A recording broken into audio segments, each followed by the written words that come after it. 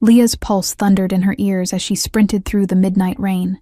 Her lungs burned, tears and raindrops mingling on her cheeks. He's right behind me. The thought sent a spear of panic through her. Somewhere in the darkness, she could hear Brandon, her ex-fiancé turned nightmare, shouting her name with a mix of rage and manic glee. He was too close. He was always too close. She bolted around a street corner and nearly collided with a pair of late-night pedestrians. A neon sign up ahead cut through the gloom. Mirabelle Grand Hotel. Its glass doors glided open as an oblivious guest stepped out. Leah didn't hesitate. She slipped through the opening and into the bright, marbled lobby.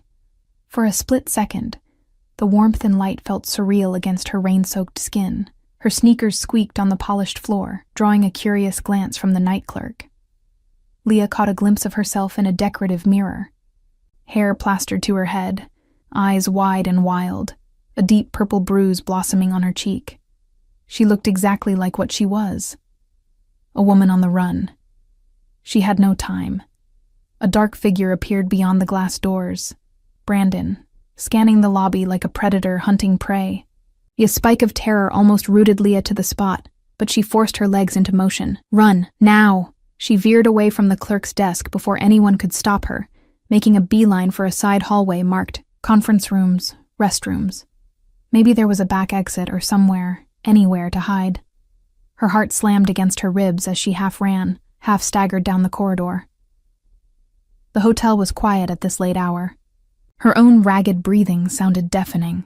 Up ahead, an open doorway spilled a strip of light into the hall. A housekeeping cart sat parked outside, the door propped ajar by its wheel.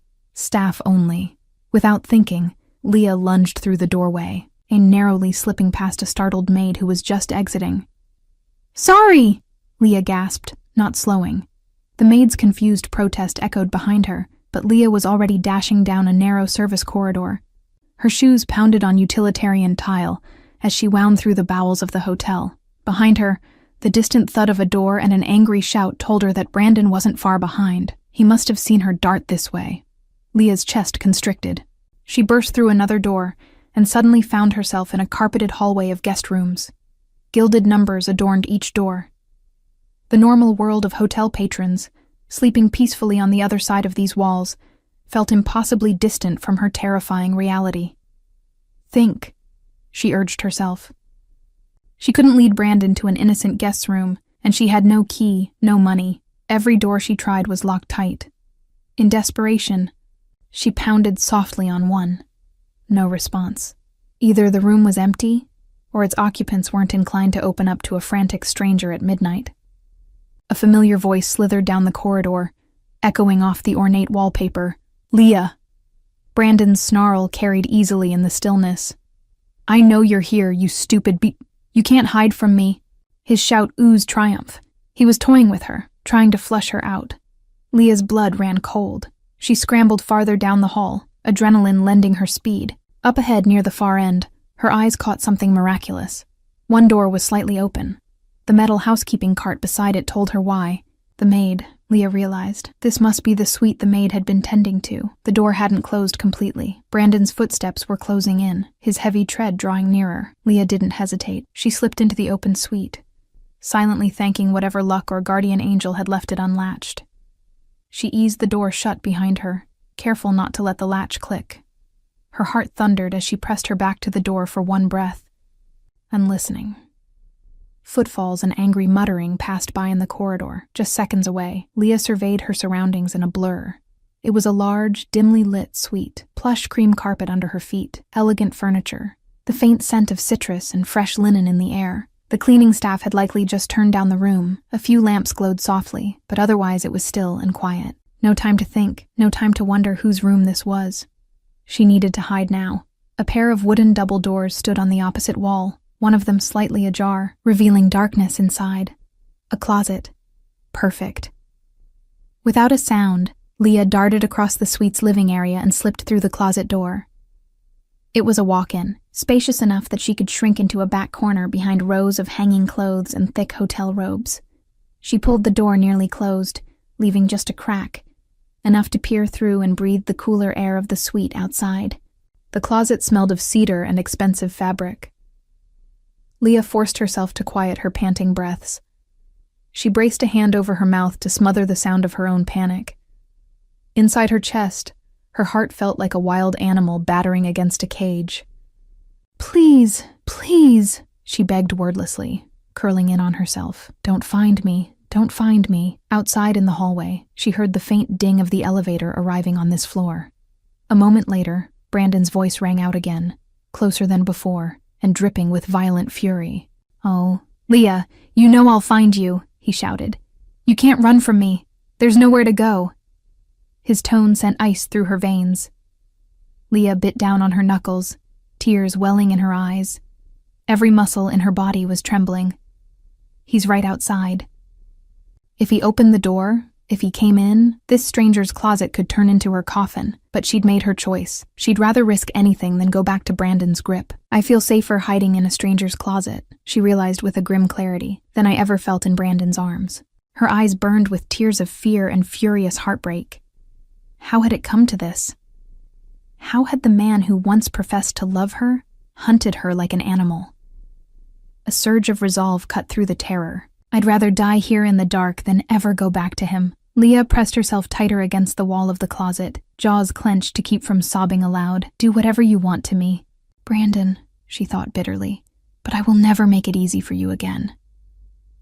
The sound of footsteps in the suite's hallway jolted her from her silent vow.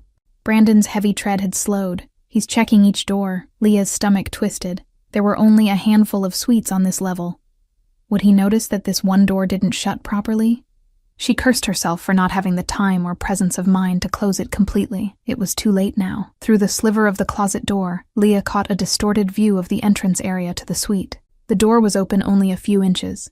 For a terrifying moment, nothing happened. Perhaps Brandon was pausing right outside, listening for any sign of her. Her lungs burned as she tried not to breathe. "Don't hear me. Don't hear me." Suddenly, Brandon's footsteps halted, and she heard the faint creak of the suite door being pushed open a bit more. Leah's heart stopped. "He's here," before she could even process her next thought. Another sound cut through the silence, the measured click of approaching shoes. A confident stride distinct from Brandon's heavy boots. This new arrival walked with calm purpose. Leah's breath hitched. "Someone's coming." "Excuse me," a deep voice spoke from just beyond the suite door. "Can I help you with something?" The voice was male, smooth and polite, but edged with an unmistakable authority. Leah, peering through the tiny crack, could only make out a tall silhouette in the hallway light. Whoever he was, he had just caught Brandon skulking at the threshold. Brandon, caught off guard, didn't respond for a beat. Leah's mind whirled. A hotel guest? If so, maybe Brandon would back off. He hated looking bad in front of others. "Please," she prayed silently. "Let him leave." When Brandon answered, his tone had transformed. Gone was the raw anger. In its place came that oily, performative charm he could turn on at will. "Oh, sorry, sir," he lied smoothly, adopting a concerned facade. "Didn't mean to disturb anyone. I'm actually looking for someone. My fiancé. We had a little lover's spat, and she ran off. I think she may have come down this way. I'm worried about her. She's upset and not thinking straight." Leah's stomach churned. Even now, Brandon was spinning his web of deceit. Fiancé, he insisted on using that word, as if saying it made it true. Never mind that Leah had repeatedly refused to set a wedding date, especially as his behavior grew frightening, and calling their nightmare of a relationship a misunderstanding was a vile joke. How casually he could mask months of abuse, blackmail, and terror as a mere lover's quarrel. The stranger in the hall didn't reply immediately. Through the crack, Leah saw the tall shadow shift slightly.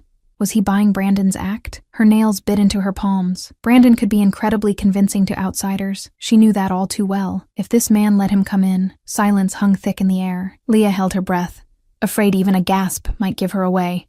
She could just make out part of the stranger's profile now. Broad shoulders and a dark jacket or coat, a strong stance that somehow radiated confidence and danger even in stillness. When the man finally spoke, his tone remained cool. "I'm afraid you won't find her in my suite," he said. Each word was measured, polite on the surface yet underlined by steel. "And it sounds like she doesn't particularly want to be found." Leah's heart fluttered. He was protecting her, at least verbally. Inside the closet, she risked inching forward just enough to catch another sliver of the scene. She could see Brandon now, half-turned toward the open door, his back stiff with irritation, despite the smile he no doubt plastered on his face. And she saw him, the stranger defending the doorway. He was taller than Brandon by a good margin, and even in the dim hall light, Leah could see he was impeccably dressed. The cut of a charcoal suit framed an imposing athletic build. She caught the faintest glint of an expensive watch on his wrist as he braced one hand against the doorframe, silently refusing to let Brandon barge past. Brandon let out a forced chuckle, the sound high and brittle. Leah knew that laugh. It was the one he used to feign good humor when his patience was wearing thin. "I understand how this looks," he said, striving to maintain his charade. "But really, I'm worried about her. She's not well, mentally. If you'd allow me to just take a quick look around, I promise I won't disturb anything."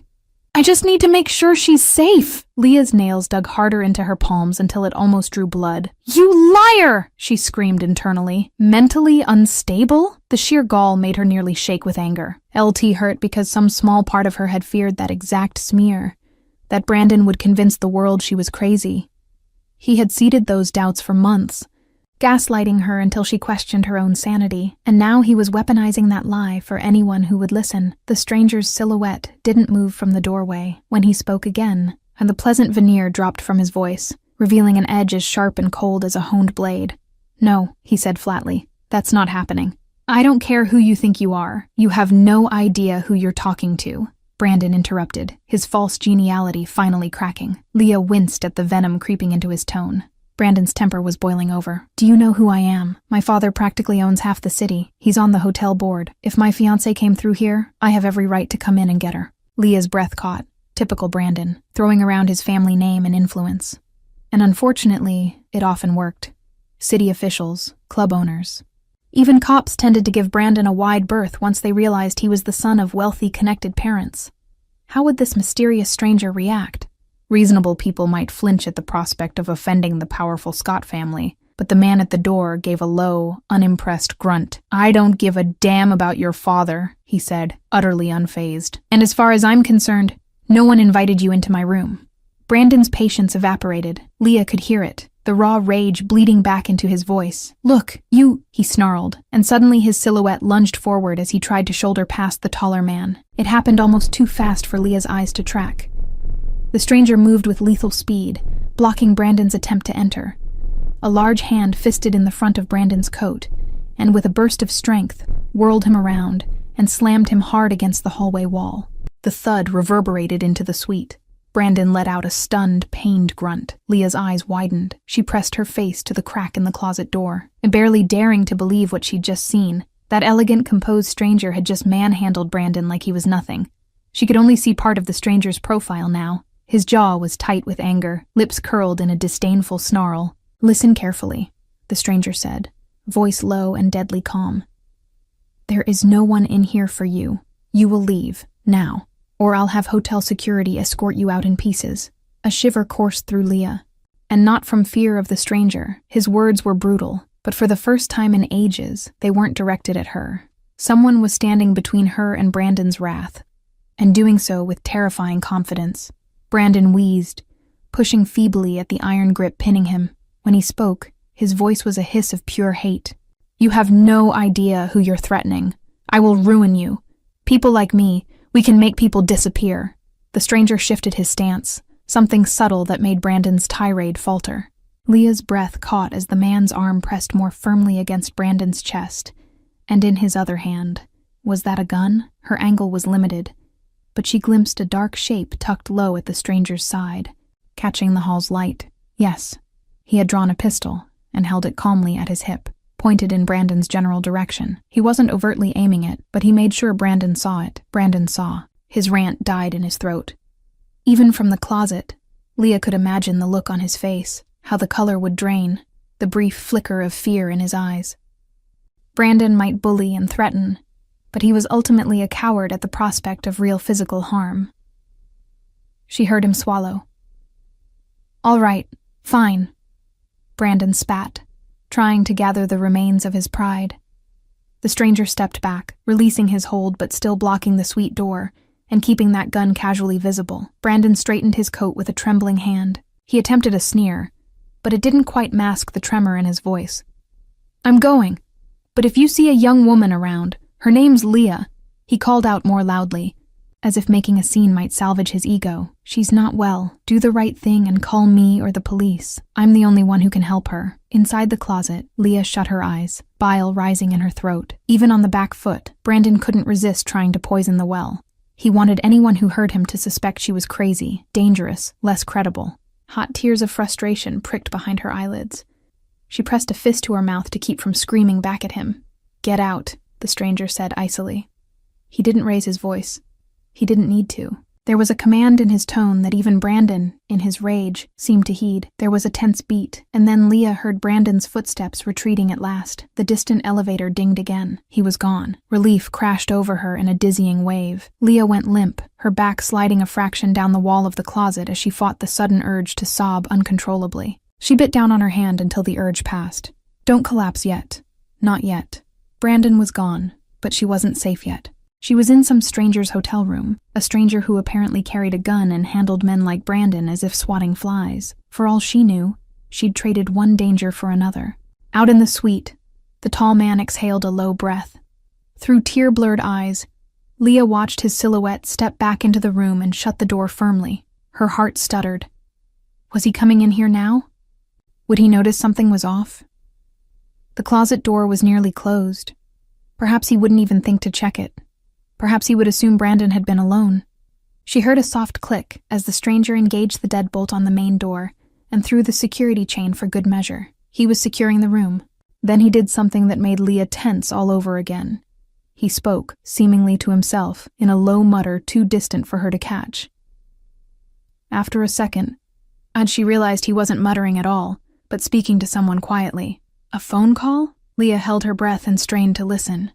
She could only make out a few words in the ensuing seconds. A deep, measured murmur. "Keep an eye on him. Brandon Scott, not far." The rest was too soft to discern. But one thing was certain. The stranger knew Brandon's name, and not just his first name. His last name, too. Her blood ran cold. How could he know that? Brandon hadn't introduced himself. Had this man recognized him on sight? Brandon's father is prominent, she reasoned. Maybe the Scott's pictures are often in the society pages. But something about the way the man spoke, calmly issuing instructions like a man used to being obeyed, made her stomach flip. Who was he? The call ended. Leah heard the faint clack as he set a phone down on a table. The suite fell into silence once more, broken only by the patter of rain against the balcony doors and Leah's own thudding heartbeat in her ears. She remained curled in the closet corner, uncertain what to do. Her body was starting to shake violently now, reaction setting in. She clenched her teeth to keep them from chattering. Maybe she could just stay hidden until this man went to sleep or stepped out and then sneak away. But what if he opened the closet before then? And would Brandon really stay gone? He might linger in the hotel lobby or parking lot.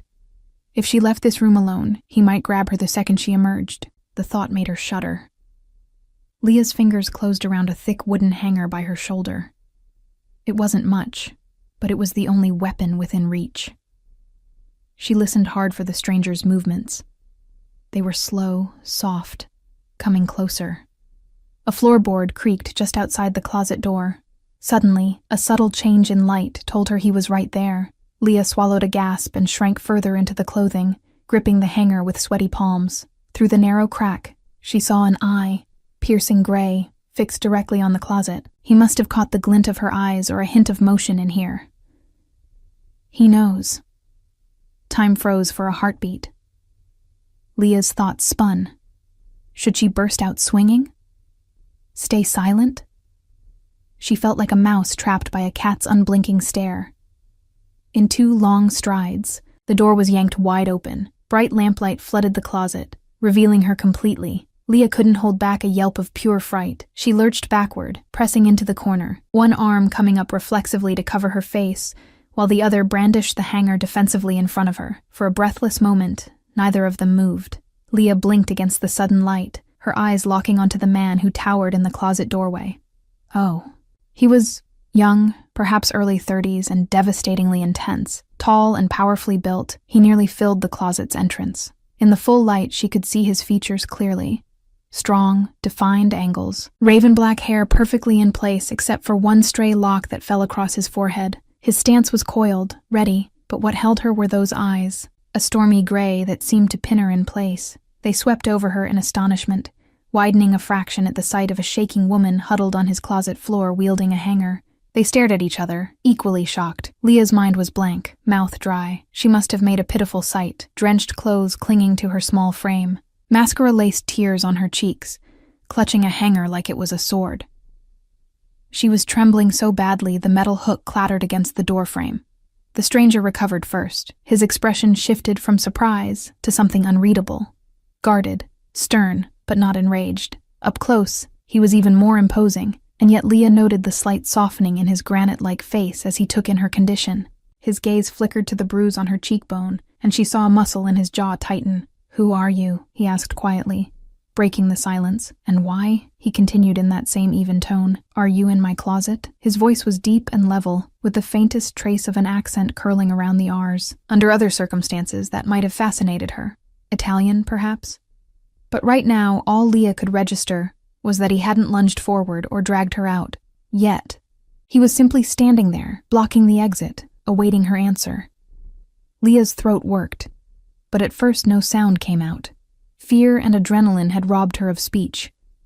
"Say something," her mind screamed. If she didn't explain, he might very well think she was a burglar or some crazy person. He still held a gun loosely at his side. She prayed he wouldn't raise it. I'm sorry," she finally choked out, voice barely above a whisper. The words quavered as she tried to force them through trembling lips. "I didn't mean to. I needed to hide." Her explanation sounded so inadequate. Leah cringed and braced herself, expecting anger, suspicion, maybe even violence. She'd basically trespassed into this man's room. For all she knew, he could have her arrested or hurt her himself. After all, what kind of ordinary hotel guest pulls a gun and handles someone like Brandon with such cold ease? He could be dangerous too, a small voice in her head warned. Maybe I escaped one monster only to corner myself with another. The man's steely eyes studied her face. Leah felt exposed under that assessing gaze, as if he could read every bruise, every tear, and piece together the story without her even speaking.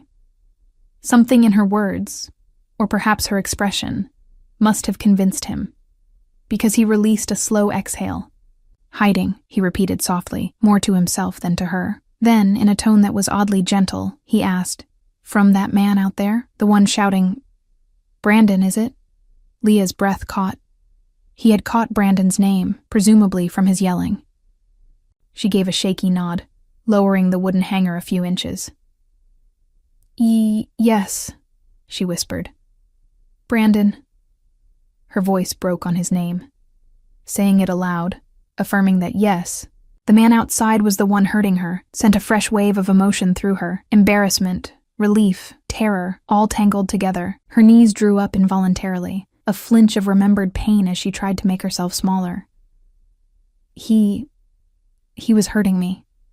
The stranger's face darkened, jaw clenching. Leah instinctively shrank back, but she realized the flash of anger in his eyes wasn't directed at her. It was at Brandon. In that brief silence, she heard the rain intensify outside, drumming on the balcony beyond. Her own ragged breathing seemed loud. She lowered her hand slightly, no longer quite as fearful that he'd strike her.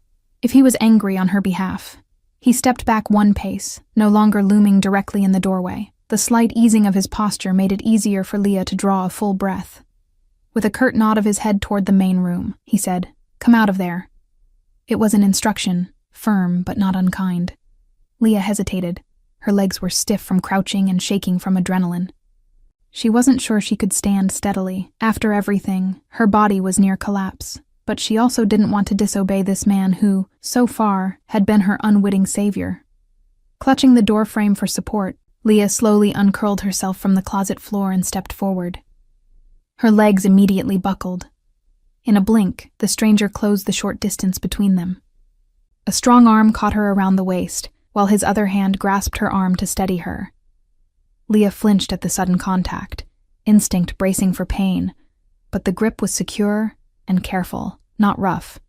He held her upright until her knees locked and she found her balance. "Easy," he murmured. "I've got you. I'm not going to hurt you." Those last words broke through Leah's haze of panic. "I'm not going to hurt you." The gentle assurance in his tone, coming from such a formidable-looking man, made fresh tears sting her eyes. How long had it been since she'd heard those words from anyone? Certainly not from Brandon. Brandon always claimed he'd never hurt her right before he did something awful. But this stranger's voice had genuine kindness beneath the gruffness. Leah managed to nod, a tiny dip of her chin, indicating she understood. Her whole world narrowed to the sensation of his hands supporting her. His touch was warm, surprisingly steady despite the intensity he'd shown moments ago. Up close, she noticed something unexpected. Though his face was all hard angles and stern lines, there was a faint dimple in his left cheek and subtle crinkles at the corners of his eyes, softer details that hinted the man behind the menace wasn't made of stone after all. "Thank you," she whispered, not even sure if the words were audible. Her voice was wrecked with exhaustion and emotion. She allowed him to guide her out of the closet fully. The hanger slipped from her numb fingers, clattering to the floor, but neither of them paid it any mind. Outside the closet, the suite's bedroom came into view. It was lavish, more an upscale apartment than a hotel room, with a king-size bed, sitting area, and a crystal chandelier casting a warm glow. She realized now that she must be in one of the hotel's executive suites, the kind meant for VIPs. The stranger certainly carried himself like someone accustomed to the best. He led her a few steps and eased her down onto the foot of the bed. Leah sat, pulling the damp hem of her coat tightly around herself. She suddenly became very aware of her appearance, the soaked skirt clinging to her thighs, her ruined blouse, her hair straggling in wet tendrils. With trembling hands, she brushed her hair back from her face, wincing as her fingertips accidentally grazed the bruise on her cheek. The man watched her in silence for a moment. Now that they weren't grappling in a closet or at gunpoint, Leah felt a flush of bashfulness cut through her fear. What must he think of her? An intruder? A lunatic? She dared a glance up at him through her lashes. He was still standing close, his imposing frame between her and the locked door, though she suspected that was more habit than a conscious effort to corner her. His face was unreadable, but his eyes, they were fixed on her cheek, on the bruise. A flicker of something, anger, pity, crossed his expression. Leah's lip quivered. She ducked her head, mortified that he was seeing her in such a state. "I'm sorry," she whispered for what felt like the 100th time. Her default reflex, apologize, appease, was hard to shake, even now. I shouldn't have snuck in. I had nowhere else to go." Her voice broke on the last word, and to her horror a sob welled up. She clapped a hand over her mouth, squeezing her eyes shut as tears threatened. Get it together. He was crouching in front of her before she realized it, one knee on the carpet so he could look her in the eye. "Stop apologizing," he said, not unkindly. The low timbre of his voice drew her gaze to his. Up close, those gray eyes were steady and surprisingly gentle. "You're safe here, understand? Safe." Leah almost didn't recognize the concept, but something about the certainty in his tone made her want to believe him. She inhaled shakily, trying to calm herself. The room was growing hazy at the edges of her vision. She was so exhausted she could hardly sit upright. The man's brow furrowed as he studied her closer. Now that she wasn't actively panicking, Leah could see the toll the night had taken on him as well. Faint lines of strain around his eyes, perhaps from adrenaline ebbing. One lock of his dark hair had fallen loose in the earlier scuffle, giving him a rakish, slightly softer look that contrasted with his otherwise immaculate appearance. There was a tiny rip at the shoulder seam of his suit jacket, likely courtesy of Brandon's struggling, a testament to how strong a grip he'd used. "What's your name?" he asked quietly. "Leah," she said, voice still trembling. "Leah Williams." It felt oddly foreign giving her last name. She hadn't used it much since Brandon pushed her to use his last name socially during their engagement. Saying Williams again reminded her who she used to be, a person independent of him. "Leah," the man repeated as if testing it. He gave a slight nod. "I'm Dante." There was a subtle hesitation before he offered his name, as though he deliberately omitted something. Perhaps a last name. Dante. It suited him, she thought faintly. Strong, a little old world, commanding. He stood up from his crouch, seemingly satisfied that she wasn't about to faint. As he rose, he extended a hand briefly as if to shake hers, then seemed to think better of it given her condition. Instead, he gave a polite incline of his head. It was almost gentlemanly, despite everything. Leah swallowed and mustered her strength to speak more clearly. "Thank you, Dante, for what you did. You didn't have to—" Her voice faltered as memories of what could have happened if he hadn't intervened flooded her mind. Brandon cornering her, dragging her out by her hair, maybe worse, a visible shiver ran through her. "I owe you," she managed, her hands twisting together in her lap to hide their shaking. Dante's dark brows knitted together. "You don't owe me anything," he said firmly. "I wasn't about to stand by and let that man harm you, especially not outside my own door." A ghost of wryness touched his lips, though I admit I wasn't expecting to find you inside my closet afterward. A weak, startled laugh puffed out of Leah, half sob, half genuine amusement at the absurdity. Color crept into her cheeks. "I truly am sorry for intruding," she said quickly. "I panicked when I saw the door open and—" He lifted a hand slightly, and she cut off. Fearing for a second he was annoyed, but he simply shook his head. "It's all right. You did what you had to do to get away. Given the circumstances, I'm glad you found your way in here." His gaze flicked again to the bruise on her face. "No one should treat you the way he did. I only did what anyone ought to." Leah's chest tightened at that simple statement. "Not anyone," she whispered bitterly. "Others saw things no one ever stepped in before." Her mind flashed to her apartment neighbors who turned away, the coworkers who pretended not to notice her hidden bruises when Brandon gripped her too hard. People often chose not to get involved. The fact that Dante had done so, decisively, meant more than he could know. Dante's gray eyes flashed with a glint of anger, but he bit back whatever response had risen and instead reached into his suit jacket pocket. Leah tensed reflexively until she saw that what he withdrew was not a weapon, but a neatly folded white handkerchief. He held it out to her. It took her a moment to realize tears were still spilling silently down her face. "Oh," she accepted the handkerchief with a shaking hand. It was absurdly clean and soft, probably expensive. Thank you." Gently, she dabbed at her cheeks, mortified to see dark mascara stains blotting the pristine cloth. Immediately, she began to fumble. "I'm sorry. I'll clean it and return." "Don't worry about it," he interrupted softly. He straightened to his full height. Standing over her, he seemed to remember the gun in his hand. With a smooth motion, and he clicked the safety and placed it out of sight in a drawer of the nearby nightstand. Leah flinched slightly at the casual way he handled the firearm, evidence that he was very comfortable with it. Her eyes stayed fixed on that drawer even after it shut, a faint tremor running through her. Noticing, Dante took a step back to give her space. "Wait here a moment," he said. Leah nodded mutely. Where would she even go? Her body felt glued to the bed by sheer exhaustion. Dante disappeared through a door on the other side of the bedroom that she assumed led to the bathroom. A second later, she heard water running. Left alone, Leah took stock of her situation. It was just now truly sinking in. Brandon is gone. For now, at least.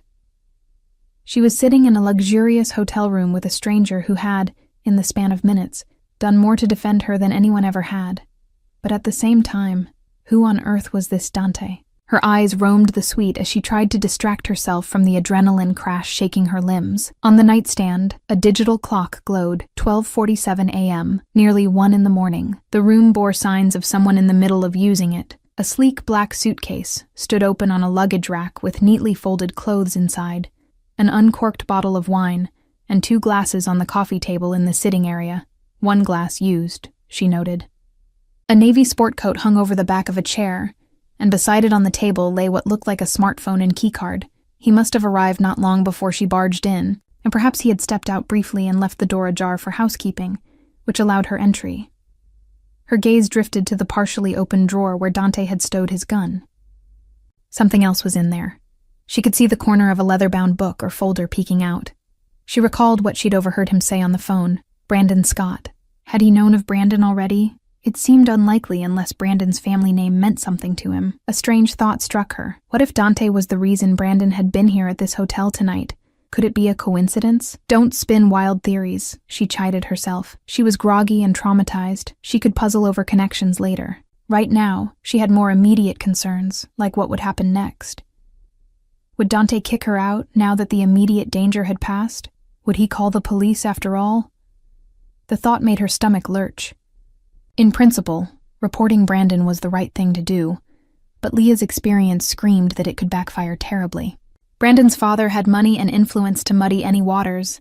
He had legal connections too, and Brandon himself was cunning. He left minimal marks on her body where anyone official might see, and he collected leverage. The mere memory made her throat close. He still had that over her. The secret he lorded to keep her in line. Her breath became shallow. If Dante called the police, Brandon would spin the situation, maybe use that secret to paint her as the villain. He might already be working that angle. He'd basically told Dante she was unstable.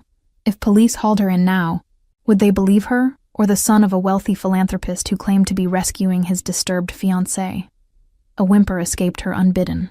She squeezed her eyes shut, trying to will away the encroaching panic. She couldn't let that happen. The water in the bathroom shut off, and a moment later Dante emerged, rolling up his shirt sleeves. He carried a glass of water and a small white washcloth. "Drink," he urged gently, handing her the water first. Leah hadn't realized how raw her throat felt until the cool glass touched her fingers. She obeyed, taking a few slow sips. Each gulp soothed the dryness in her throat and helped ground her a little more in reality. "Thank you," she murmured, her voice steadier. Dante nodded curtly, then held out the damp washcloth. "For your face," he explained. Leah took it and carefully wiped at her cheeks and eyes, cleaning away the smeared mascara and tear stains.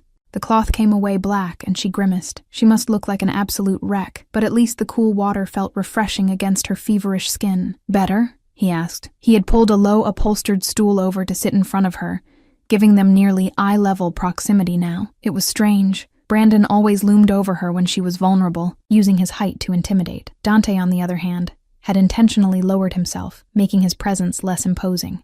The realization made Leah's guarded stance relax by a notch. "Yes, thank you," she said softly. She still clutched the washcloth, unsure what to do with it now. He seemed to sense her lingering apprehension. After a pause, he spoke gently. "Leah, I'm not going to call the police right this moment, if that's what you're worried about." Her eyes snapped to his, startled that he'd read her mind so plainly. A flush of embarrassment warmed her cheeks. Was she that transparent? She opened her mouth, struggling to articulate her concerns without sounding ungrateful.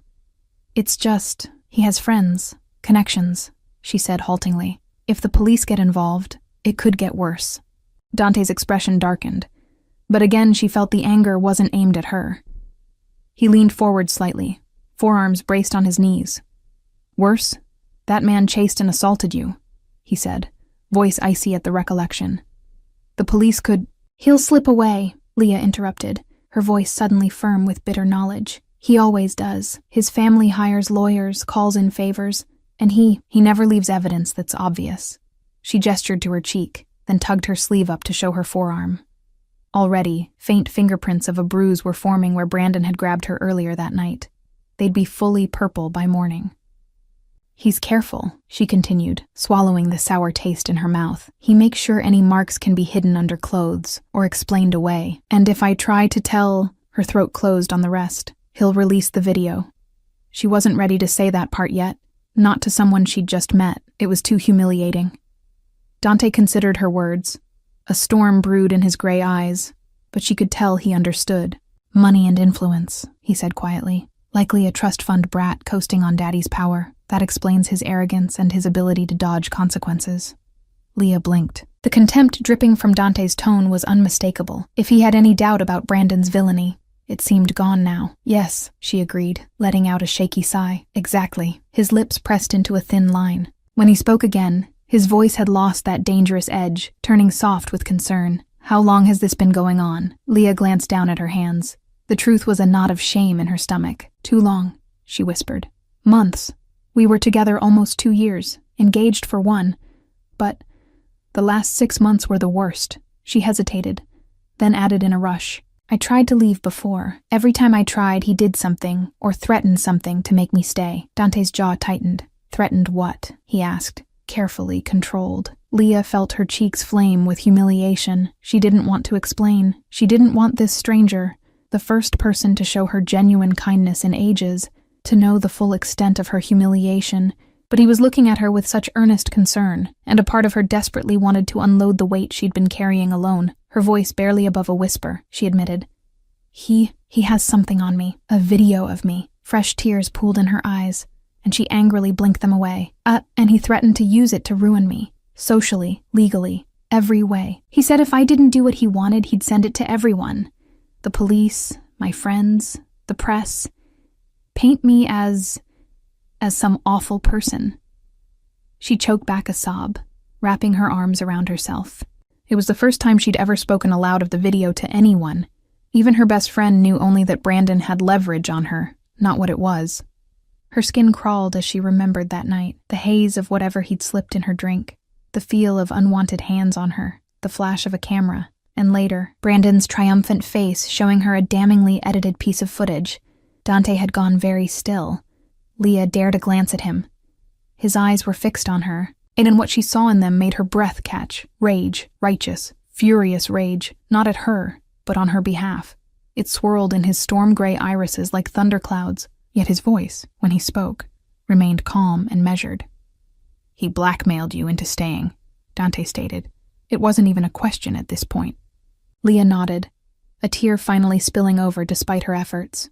"I'm not proud of what's in that video," she said brokenly. "It was a mistake, one he set me up for, but still..." She bit down on her lip hard, unable to continue. If Dante asked for details, if he looked at her with disgust, like she sometimes looked at herself, she wasn't sure she could bear it. But Dante didn't ask. A low curse slipped from him, something Italian and vicious, as he scrubbed a hand over his face, his other hand clenched into a fist on his knee. Leah flinched slightly at the sudden movement, a reflex born of too many unpredictable moods from Brandon. Immediately, Dante noticed and reined himself in. He took a slow breath and unclenched his hand. In the heavy silence, Leah's heart hammered. This is it, she thought anxiously. Now he knows I'm tainted. Part of her expected him to distance himself, perhaps politely usher her out or show pitying revulsion. Why wouldn't he? She'd basically admitted someone had compromising material on her. Often people responded with doubt or disdain. What did you do to provoke it? Why did you let it happen? She braced herself for that judgment in his eyes. Instead, Dante reached out slowly and, to her utter surprise, gently covered her trembling hands with his. The gesture was tentative, as if he wasn't sure she'd accept the touch. His skin was warm, his large hands nearly enveloping her smaller ones. Leah found herself staring at their hands in astonishment. The last time a man's hand had been on hers, it was Brandon crushing her fingers in rage, but Dante's touch was careful, protective. He waited until she lifted her teary gaze to meet his. When she did, she found his expression had shifted into something resolute, a fierce tenderness that took her breath away. "That man," Dante said, each word vibrating with quiet fury, "is going to regret ever laying a hand on you or causing you a moment of pain." His grip on her hands tightened, not painfully but firmly, anchoring her attention. "Listen to me, Leah. I promise you, he will never hurt you again." Leah's breath caught on a soft gasp. Promise. It had been so long since anyone had promised her anything good. Certainly no one had ever promised to protect her. Not like this, with absolute conviction burning behind each syllable. She wanted to believe him so badly it hurt. A sob climbed up her throat and escaped as a strangled squeak. She ducked her head, trying to hide how desperately those words affected her, but he saw. Of course he saw. Dante released one of her hands, and instead lifted it to her chin, tilting her face up gently. Leah's instinct was to flinch. Brandon often grabbed her chin to force eye contact in a fight. But Dante's touch was nothing like that. His thumb just barely brushed her jaw, and the gesture was so unexpectedly tender that it undid the last of her composure. A tear slid down her cheek. "You don't have to be afraid anymore," he said, softly but intensely. "I know you barely know me, but you have my word. I'm going to keep you safe." Leah stared at him, lips parted in astonishment. Something about the steadiness of his gaze, the utter certainty in his tone. For the first time in recent memory, she felt a spark of hope. It was terrifying. Hope always was, because if it proved false, it would break her completely. But Dante's vow felt different. It resonated down to her very bones. He might actually mean it. She struggled to form a reply. Why would he do this?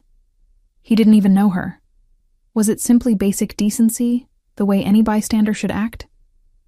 It felt like more, and though a large part of her whispered to be careful, after all, who was Dante? Why did he have a gun, or the ability to face down a man like Brandon without flinching? Her gut, perhaps battered into better judgment by trauma, told her she could trust him, at least for now. "You don't have to get involved," she managed weakly, even as her fingers curled to lightly grasp the hand he still held against her face. This isn't your fight. You've already done so much. I don't want you getting hurt because of me. She knew firsthand how vindictive Brandon could be. If Dante somehow became a target of Brandon's wrath by helping her, she couldn't bear that guilt. Dante's expression softened a fraction when he felt her return a faint pressure to his hand. It became my fight, he said quietly, the moment you stepped into my room. He paused, as if weighing just how much to say. When he continued, his voice was calm, but laced with an undercurrent of personal passion. Let's just say I have zero tolerance for men who prey on those weaker than themselves, and I have personal reasons to hate men who hurt women. His eyes flickered with the shadow of something, old pain maybe, before clearing as he focused on her again. Helping you isn't a burden, Leah. It's something I want to do. Personal reasons. Leah wondered what lay behind that statement. There was a raw note in his voice that hadn't been there before, but before she could even think to ask, Dante moved, his protective hold transitioning back to a more businesslike demeanor. He gently released her and stood, the mattress rising slightly as his weight left the bed's edge. You're exhausted, he stated matter-of-factly. You need rest. Now that he mentioned it, Leah's entire body felt like a limp rag.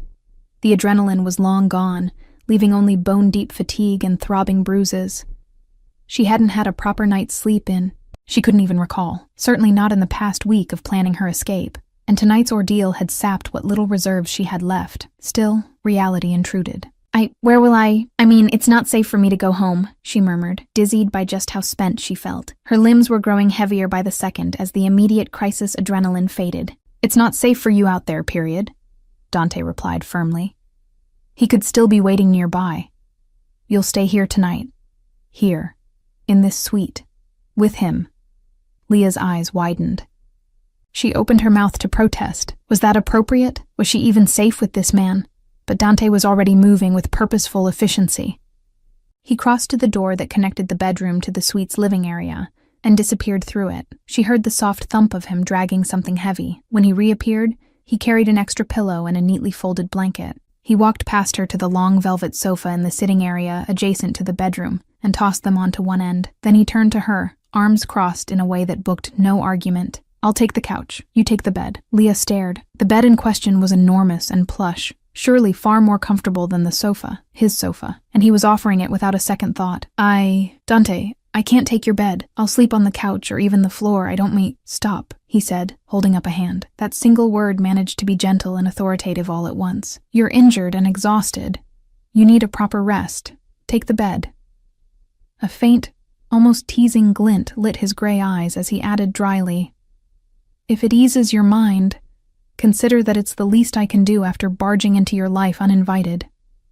A tiny smile ghosted at the corner of Leah's mouth despite herself. I think technically I barged into your life, via your closet. The surreal humor of that statement hovered between them, and Dante's lips quirked. It was the barest hint of a smile, but it humanized his stern face remarkably. Leah realized she rather liked the look of it. Fair enough, he conceded softly. Regardless, the arrangement stands. He nodded toward the bathroom. There's a robe inside and towels. Why don't you dry off? Maybe take a hot shower if you feel up to it. It'll help with the chill. He hesitated, then added, I'll step outside to the living area to give you privacy. Take your time. For a moment, Leah simply looked at him. Dante had effortlessly taken control of the situation, but not in an overbearing way, more in the manner of someone used to handling crises and caring for others. It felt strange to be on the receiving end of such consideration. Brandon's controlling behavior had always been about power and dominance, making her smaller. Dante's manner was equally authoritative, yet entirely different in intent. He genuinely seemed concerned with her well-being. The contrast almost made her want to cry again, but she swallowed that urge. All right, she whispered. Thank you.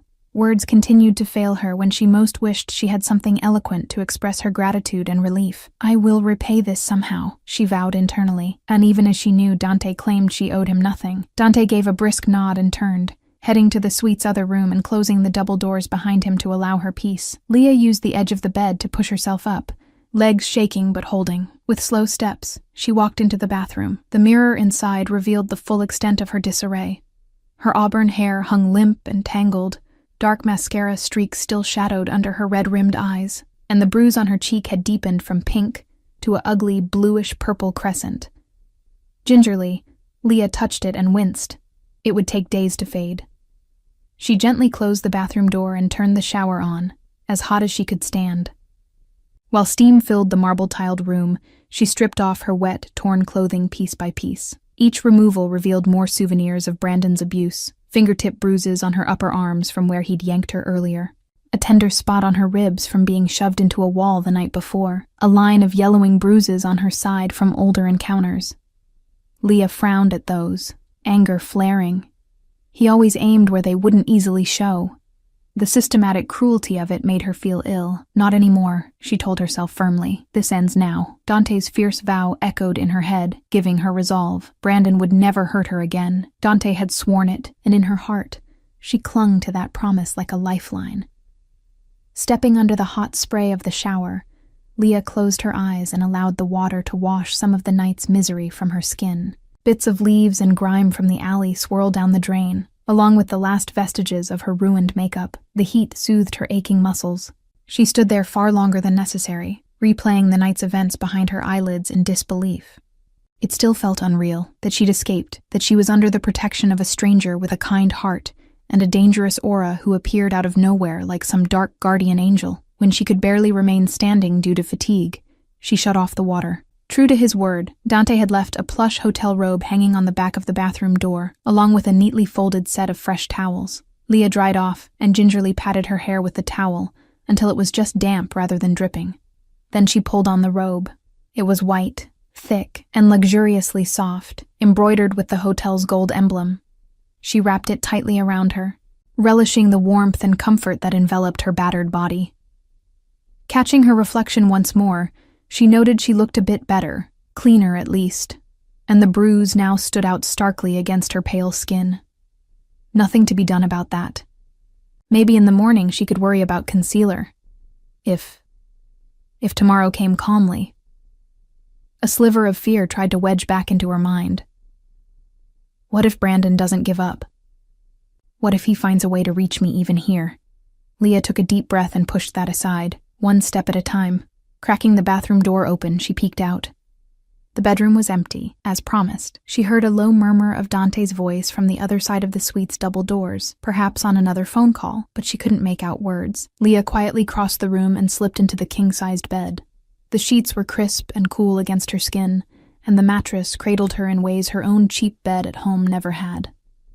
Clean, safe, warm, her body practically melted into the sensation. She hadn't realized how bone-tired she was. Every eyelash felt weighted with lead. There were things to think about, she knew, plans to consider, but as soon as her head met the pillow, a wave of exhaustion overtook her. She was safe for now, a small voice kept whispering. The door was bolted, Brandon was gone, and a protective man was keeping watch outside the room. For the first time in months, Leah felt the knots of constant fear loosening enough to allow true rest. Her eyes fell shut, and within minutes she sank into a deep, dreamless sleep. Dante Moretti listened intently to the voice on the other end of his secure phone, his eyes periodically flicking to the closed bedroom door across the suite. He kept his tone low, not wanting to disturb Leah's hard-won rest. Understood. Keep 2 men on surveillance at the lobby and the parking level, he said quietly. He might still be lurking. If you spot him, do not engage. Just inform me immediately. He paused, lips thinning as he absorbed the response. Luca, his driver and all-purpose right-hand man, confirmed that Brandon had indeed left the hotel premises in a black BMW shortly after their confrontation, tires screeching like a man possessed. The license plate was captured by Dante's people. They could run it later if needed. For now, Brandon Scott was gone, likely off to whatever lair he crawled from. Also, Dante added, find out what you can about the Scott family, particularly Brandon. Any unsavory behavior that's been hushed up. His jaw tightened as he spoke. He suspected tonight's events were just the tip of a very nasty iceberg. Men like Brandon often left trails of victims and cover-ups. Dante intended to uncover every single one if it would help Leah, and bring that bastard to justice one way or another. Luca's voice crackled acknowledgement before Dante ended the call. He tossed the phone onto the couch cushion and pinched the bridge of his nose, allowing himself a long, controlled breath. The adrenaline from earlier was ebbing, leaving behind a mixture of simmering anger and something else. Something oddly tender lodged in his chest. His eyes drifted to the bedroom door again. Leah. He had a name for her now. a name that somehow suited the brave, desperate woman he'd found in his closet. He replayed her last words to him in the bathroom, the raw honesty of her confession about the blackmail. A fresh surge of protectiveness flared within him, strong enough that it almost surprised Dante with its intensity. He tried to analyze it logically. Leia was under his protection now, simply because she needed help and he was in a position to give it. Because he despised creatures like Brandon who preyed on the vulnerable. That aligned with his personal code and, yes, personal history. That alone could explain some of the emotion roiling in him. Memories he'd buried years ago threatened to surface. Of his younger sister sobbing on the floor after her boyfriend had beaten her. Of his mother living in constant fear of his alcoholic father's temper. Dante's fists clenched unconsciously. He had sworn a long time ago that he would never be powerless to stop abusers like them. Not once he had the means to do something. That vow had shaped the course of his life. And tonight, in Leah's wide, terrified eyes, he had seen echoes of those he'd failed to protect in the past. She wasn't his sister or his mother, but she was someone who needed a defender, and fate had placed him in that role. Dante didn't take such responsibility lightly. "I end threats. I don't create them," he had told her. It was a credo that guided him. Brandon Scott was a threat, one he fully intended to end, permanently. Yet, Dante exhaled slowly, rubbing a hand over his face. There was more to it than just principle, wasn't there? He couldn't deny the visceral reaction he'd had seeing her in that closet. A petite, drenched woman trembling like a cornered fawn, yet still trying to defend herself with nothing but a hanger and sheer will. The moment her fearful brown eyes met his, something had cracked open in Dante's chest. An urge not only to eliminate the danger, but to comfort, to reassure, to protect her personally, not just out of abstract duty. It was absurd. He didn't know her beyond the scraps of horror he'd gleaned. He hadn't even known her full name until a few minutes ago.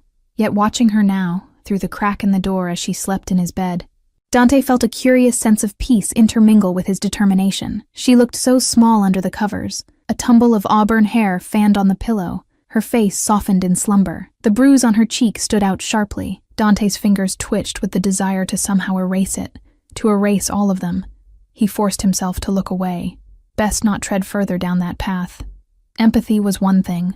Growing attached was another. He'd help her get free of Brandon and ensure she had her life back. That was the goal. Anything beyond that, Dante wasn't prepared to examine too closely yet. Through the suite's windows, the storm outside intensified. Rain lashed at the glass, and a distant roll of thunder vibrated through the night. Dante took up a silent vigil on the couch, pistol within reach under a pillow, and eyes trained on the front door.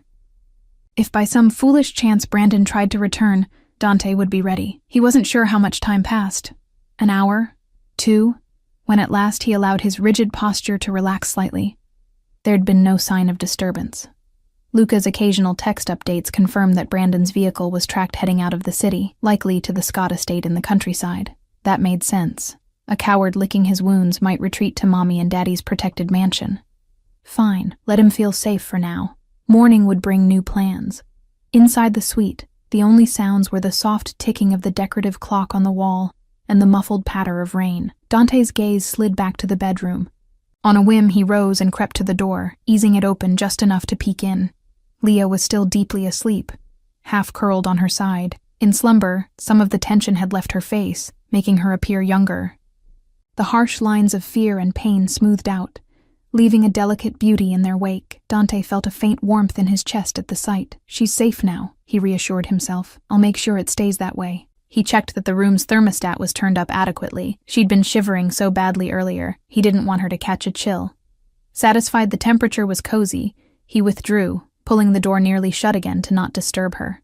As he settled back on the couch, a thought occurred to him that coaxed a quiet sigh from his lips. It struck him that Leah, even in her harrowing situation, had shown remarkable courage. Plenty of people might have frozen or given up when cornered by an abuser like Brandon, but she ran. She fought to escape, using her wits to evade him, the detour through the service corridor, slipping into a stranger's room. That took presence of mind under extreme duress. And even in the closet, terrified and at his mercy, she'd had the boldness to raise a hanger in defense. A wry smile tugged at Dante's mouth. The little fighter. He found himself respecting her immensely, and admiring her, and, if he was honest with himself, aching for her. what she had endured. Dante had seen strong men crumble under similar torment, but Leah hadn't broken. Bent, perhaps, but not broken. There was a core of steel in her, even if she didn't yet realize it. As he drifted into a light, vigilant slumber, Dante's last thought was that tomorrow he would do everything in his power to fortify that steel, help her reclaim herself, free of fear, whatever it takes. He vowed silently, hand on his gun and ears attuned for any threat. Brandon Scott will never touch her again. Sunlight peeked through a gap in the heavy curtains, casting a golden beam right across Leah's face. She stirred, a small frown crinkling her brow as she tried to turn away from the light, but the movement sent a jolt of pain through her body. With a soft groan, Leah's eyes fluttered open. Disorientation flooded her. The ceiling above was ornate and unfamiliar, and the bed under her was sumptuous, not the cheap mattress she was used to. For a split second, panic flared. Where am I? She bolted upright, heart pounding, until the memories of last night crashed back in waves. The chase, the closet, Dante. She registered the lavish hotel bedroom around her, and the faint scent of his cologne on the pillow. Brandon wasn't here. He hadn't found her in the night. She was safe. A shaky exhale slipped from her lips as relief and reality settled in. In the calm light of morning, the events of the previous hours felt almost dreamlike, but the tenderness in her muscles and the sting on her cheek were very real reminders, as was the oversized robe wrapped around her, Dante's robe. Dante. Her heart did a curious little flip remembering his gentle care and fierce promises. Not to mention his sheer presence. A lethal guardian who had swept in and upended the hopeless narrative of her life in one evening. Is he still here? Leah glanced around the bedroom. The double doors to the sitting room were slightly ajar. She could hear the distant clink of dishes and a low rumble of a voice. News on TV, perhaps, or someone speaking. She realized she didn't have her phone, and in any case, Brandon still had it. A pang of worry shot through her. She had to let her best friend Kara know she was all right. Kara would have woken to Leah's empty bed and freaked out if she'd known any of what transpired. Leah had texted Kara vaguely yesterday about planning to leave Brandon, but nothing after. Leah slid out of bed, the plush rug soft under her bare feet. Someone, probably Dante, had left a shopping bag on the armchair by the window. She peered inside and found women's clothes, tags still on. A simple t-shirt, a cozy sweater, jeans, undergarments, even slip-on shoes, all roughly her size. The sight made her chest constrict. He must have arranged these early this morning, anticipating she'd need something to wear. It was an incredibly thoughtful gesture, one she hadn't even considered last night while fleeing with nothing but the clothes on her back, swallowing thickly. Leah changed into the fresh clothes. They fit well enough. The jeans were maybe a tad loose at the waist, but she cinched them with the provided belt. The act of dressing in something clean, and hers, for now, buoyed her spirits. She felt almost human again. The only thing marring her reflection in the vanity mirror was the bruise on her cheekbone. Purple and green edges were already forming. No hiding that without makeup. With a sigh, she smoothed her hair, still slightly damp but much less wild, and left the bedroom. She found Dante in the suite's living area, seated at the dining table, which was now laden with covered silver serving trays. Breakfast, presumably. The aroma of coffee and something buttery filled the air, making her stomach rumble. How long had it been since she'd eaten? She honestly couldn't recall having dinner yesterday in the midst of all the drama. Dante looked up the instant she emerged, his intense gaze softening just a bit when he saw her. He rose from his chair, the morning light catching on his crisp white shirt. He'd changed from last night's attire into a fresh dress shirt, open at the collar, sleeves rolled to his forearms. "Good morning," he greeted quietly. "How are you feeling?" Leah managed a small smile. "Better. I slept like a rock." A hint of shy gratitude colored her tone. "Because of you." She didn't say it, but she suspected he knew. She couldn't remember the last time she'd slept through the night without jolting awake in terror.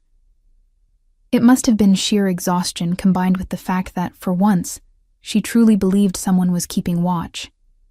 And he had. The evidence was in his eyes, slight shadows beneath them. She wondered if he'd slept at all. "Good," Dante replied. He gestured towards the spread on the table. "I took the liberty of ordering some breakfast. Nothing fancy, just something to get your strength up."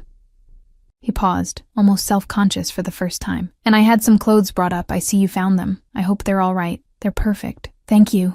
For everything, Leah said, earnest. She walked over to the table, drawn by the scent of food and the comforting presence of this man who was rapidly becoming her lifeline. As she moved, Dante's eyes subtly swept over her, likely checking that she was indeed all right.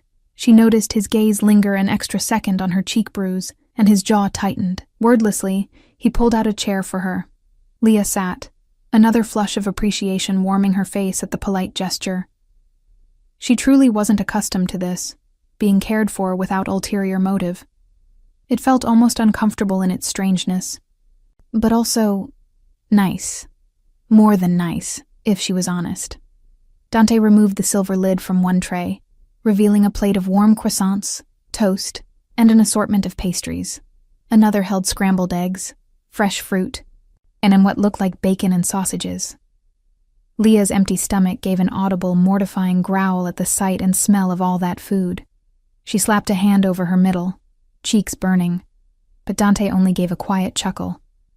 "Eat," he urged, taking his own seat beside her, not opposite her. Curiously, he chose the seat just to her right, a subtle positioning that kept him between her and the door. "Please, you need it."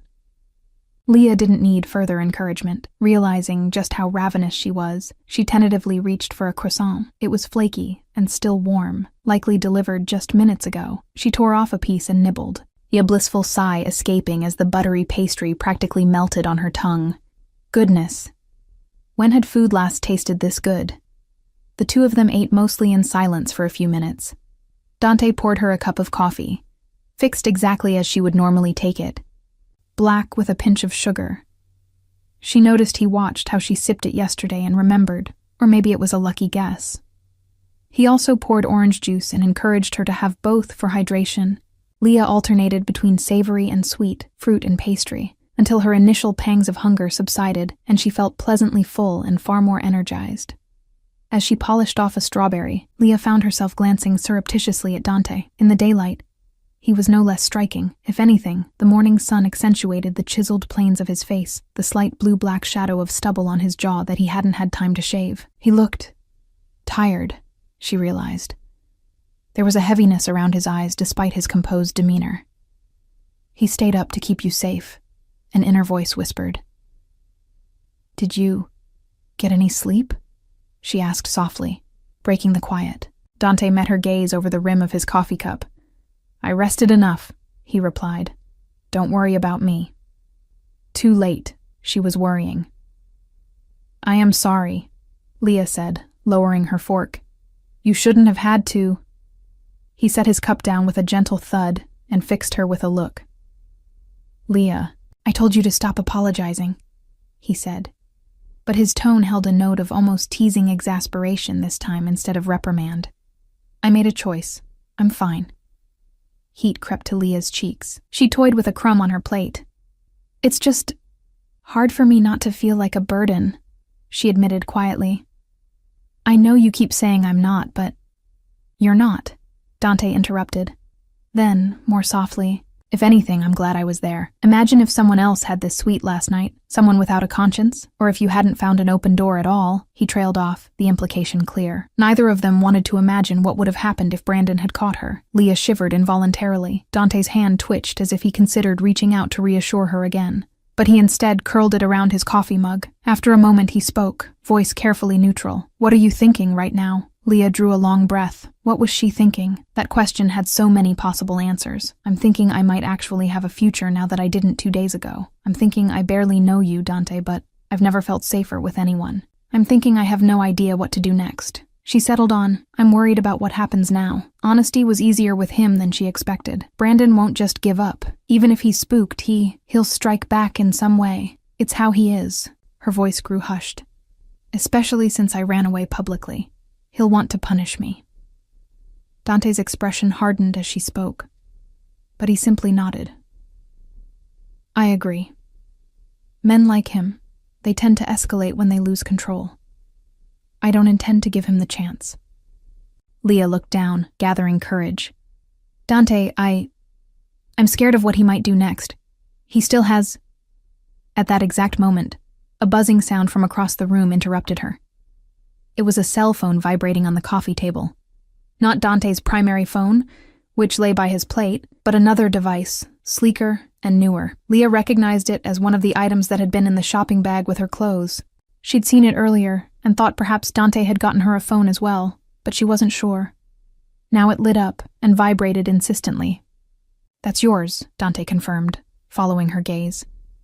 "I had a secure phone set up for you, untraceable and with a new number." He got up and retrieved it, bringing it to her. "Only a few people have this number." Leah accepted the phone. It felt strange holding one again after leaving hers behind. "Who has it?" "I gave the number to your friend, Kara," Dante said, "and one or two of my associates who may need to reach us about the situation." Leah's head snapped up. "Kara, you spoke to her?" He inclined his head. "Briefly, yes. Early this morning. I thought you might want her to know you're safe, and I needed some information from her." At Leah's questioning look, he continued, "I asked if she could discreetly gather some of your personal belongings, clothes, any important documents, from wherever you'd be comfortable. She mentioned you have things at her apartment." Leah nodded, heart swelling with gratitude. Kara was her closest friend, one of the few people she'd confided in about wanting to leave. For Dante to have already looped her in meant the world. "Thank you, truly." Her phone buzzed again, displaying Kara, 5 missed calls, and now an incoming call from her. Leah quickly answered, putting it on speaker so Dante could hear too if needed. "Kara." A burst of relieved noise came through. "Leah! Oh my God! Leah, are you okay? I've been worried sick." Kara's voice was choked with emotion.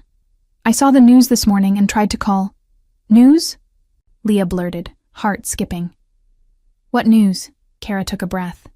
"There's a video," she said carefully. "Some kind of email leak sent to media and who knows who else. They're talking about it on local news. A video of you at some party. It doesn't look good, Leah. They're saying you attacked some guy." Even though Leah expected this, having run through the scenario in her nightmares countless times, hearing it confirmed sent a wave of dizziness through her. She gripped the phone tightly. "Oh God!" Her free hand sought the edge of the table to ground herself. Dante was immediately beside her, one strong hand bracing reassuringly at her back. "It's all lies," Kara rushed on. "I told everyone at work it has to be fake or out of context. But you know how gossip is. And the police, Leah? The news said the police are looking into it because the man's some politician's son. They're talking about possible assault charges against you." Leah felt the blood drain from her face. This was worse than even Brandon's usual threats. He hadn't just sent it to media, he'd given it to the police. By preemptively framing it as evidence of a crime, he'd forced their hand to investigate. And she wasn't even there to defend herself. He likely counted on that. In a single stroke, he'd made her a social pariah and potentially a fugitive. 6 hours. He hadn't been bluffing. He'd executed his threat and then some.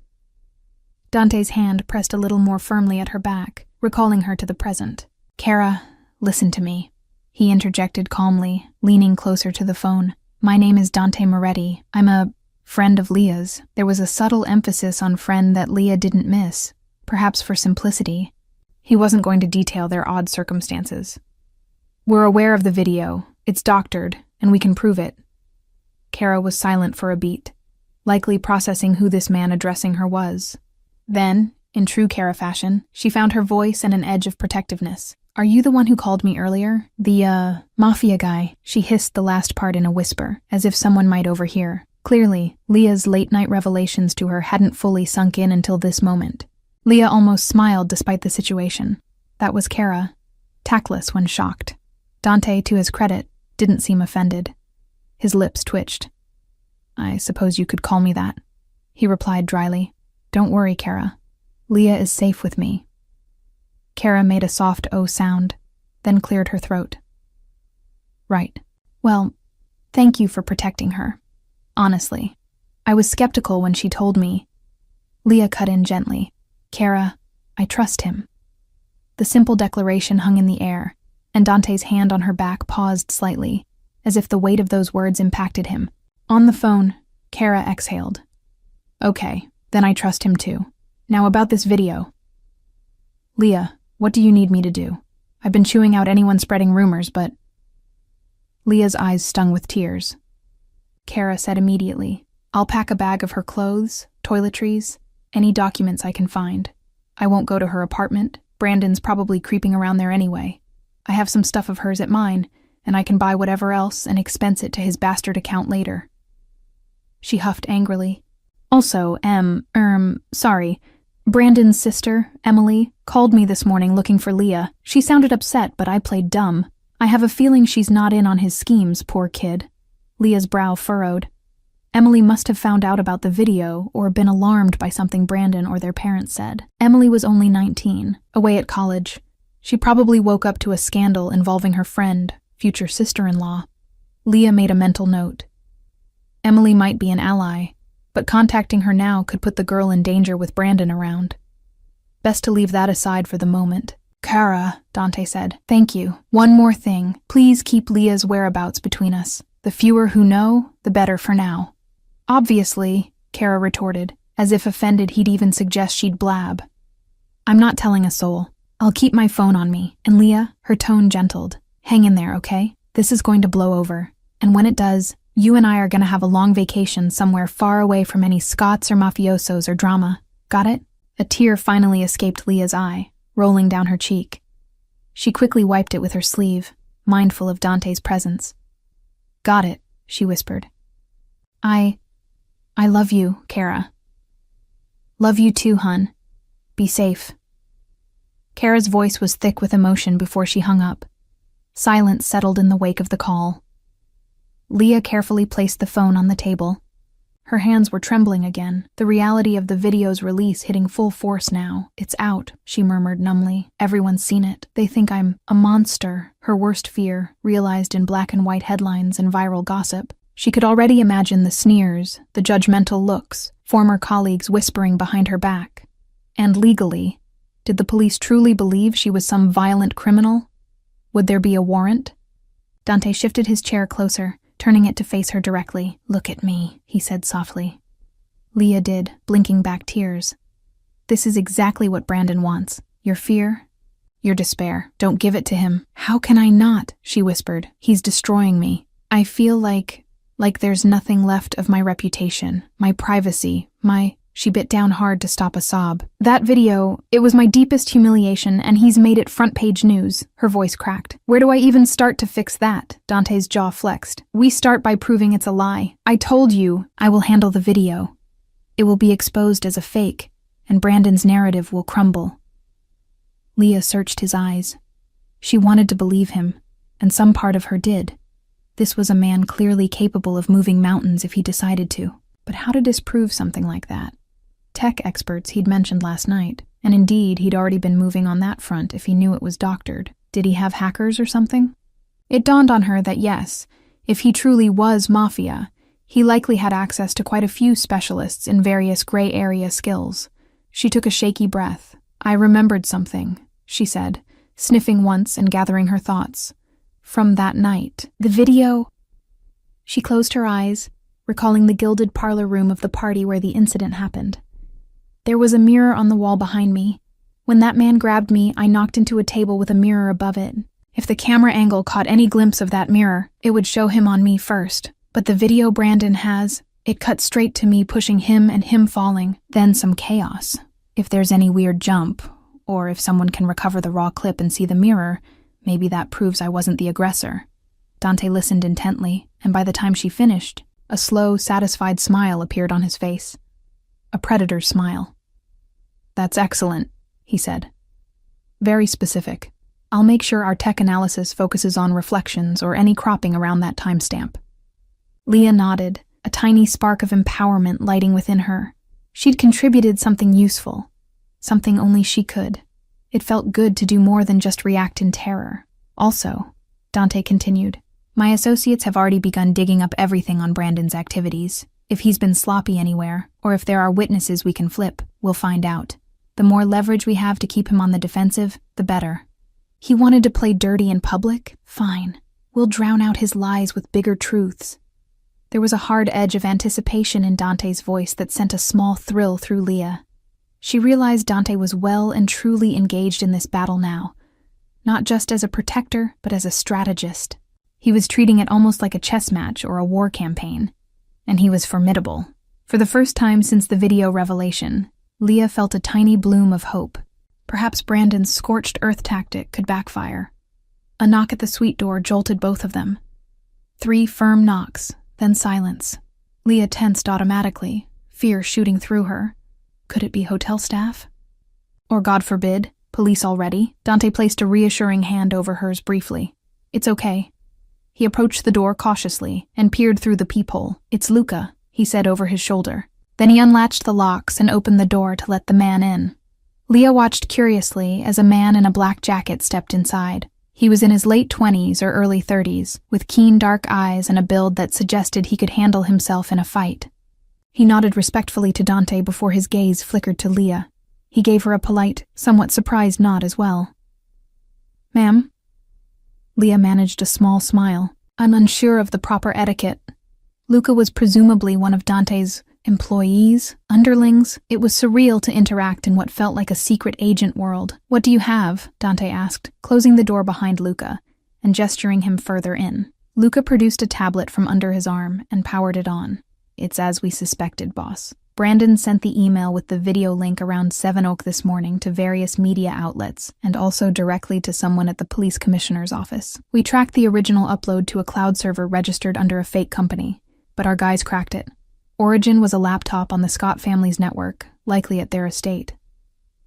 Dante's lip curled. So he ran home to do this, coward that he is. Luca allowed himself a tight smirk. Looks like it. Now, we already have some good news. Our tech team has analyzed the video file thoroughly. He stepped forward and handed Dante the tablet, then angled it so Leah could see as well. It showed a paused video frame, her own face, looking distressed and disoriented under garish party lighting. A man's blurred figure in front of her. Even seeing a still was enough to make her stomach clench. Dante's hand subtly brushed her shoulder for support. See here, Luca said, pointing to a section of the image, a sliver of a gilded mirror just visible at the edge of the frame. We enhanced this portion. For a few frames, you can see a reflection of the guy behind you. It clearly shows him grabbing you first. Brandon's edited version cut those frames out or obscured them with a fake motion blur, but our team recovered it from the file's metadata. The timestamp also jumps inconsistently, proof of tampering. He hit play on a short loop, and Leah's breath caught. It was grainy, but obvious. In the mirror's reflection, the man who'd assaulted her was gripping her arms from behind, his face predatory, then static, a jump, and the scene continued to what Brandon had distributed, her shoving the man off and him stumbling. Tears of relief sprang to Leah's eyes. Proof. There it was. She hadn't imagined that mirror. It had captured the truth like a silent ally. Dante let out a satisfied grunt. That bastard. He thought he was clever, but not clever enough. He looked at Leah, and she saw genuine admiration in his eyes. You did it. Your keen memory just handed us the smoking gun. She flushed under his praise, wiping an errant tear away. I'm just glad it was there. Here's more, Luca added, swiping to another screen of notes. We also identified the other man in the video as Robert Salucci, a councilman's son. Public persona, squeaky clean, but off the record. Known for harassing women. There were rumors of a similar incident at a club last year, but it got hushed up. We suspect Brandon brokered some deal between them the night of the party, hence him drugging Leah to comply. Luca's expression showed clear disgust. We contacted Salucci this morning, under the guise of being from a newspaper about the leaked clip. The idiot bragged that he barely remembers that crazy chick who threw herself at him, almost certainly a rehearsed line given by Brandon's team. But he slipped that his father told him to keep his mouth shut and let Brandon's narrative run. Leah's fists clenched on her lap. Hearing that scum lie about her, and clearly being coached to do so, made her so angry she shook. Dante noticed, and gently rested a hand over hers again, a grounding touch. So Salucci's in on it, Dante summarized coldly, at least to the point of playing along. Fine. He looked at Luca with a predatory smile. And we'll deal with that snake soon. How about other angles? The police? Luca nodded. One step ahead of you. Using a back channel, we passed the reflective proof frames anonymously to a few key media contacts and a friend in the police tech division.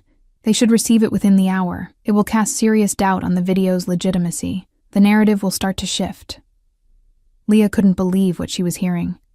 Dante and his network had, in a matter of hours, accomplished more to defend her than she imagined possible. You're sending it out already? She asked, voice trembling with gratitude and anxiety. Once this counter-evidence hit, things would really get explosive. Yes, Dante answered, his tone decisive. Sunlight is the best disinfectant, as they say. Brandon wanted a public spectacle. He'll get one. Only it won't be the kind he envisioned. Dante's eyes gleamed with a fierce satisfaction.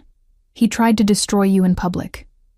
We'll turn it right back on him, in front of everyone. Leah's heart pounded. This was it, the public reversal that Dante had promised. She felt overwhelmed. Hope, fear, excitement swirling together. Could it really work out that way? Would people actually believe her over Brandon once the truth was out? She'd been conditioned to think no one would, but Dante was giving her reason to think otherwise. Luca cleared his throat, then added carefully, "There's one more thing. Brandon, he seems to be spiraling further. Our guys monitoring his communications intercepted something. He's apparently furious that Leah hasn't been found yet. He was overheard yelling on a call that he won't let her slip away, and he's going to end this once and for all, today." Luca grimaced. "We think he might be planning something immediate, possibly trying to track down where you are, Leah, or hurting someone you care about to flush you out." A chill of dread coursed through Leah. End this, once and for all.